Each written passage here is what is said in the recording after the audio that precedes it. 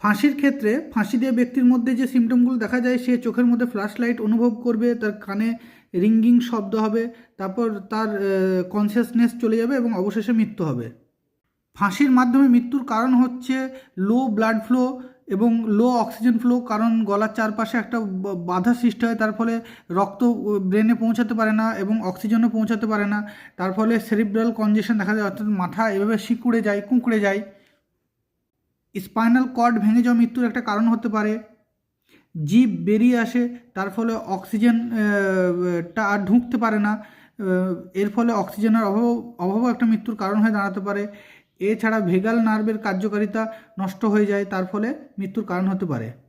Post-mortem অ্যাপিয়ারেন্সের ক্ষেত্রে দেখা যায় গলাটা লম্বা হয়ে যায়, কারণ গলার উপর পুরো দেহের চাপটা পড়ে।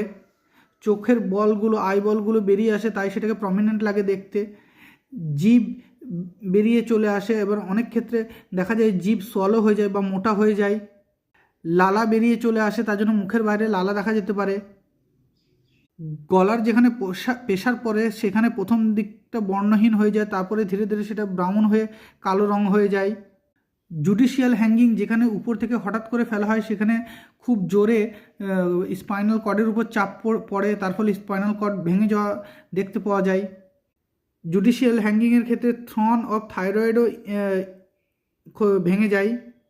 এছাড়া ফাঁসির ক্ষেত্রে কনজেশন আর হিমোরেজ দেখা যায় লিম্ফ নোডের ক্ষেত্রে, টনসিল গ্ল্যান্ডে।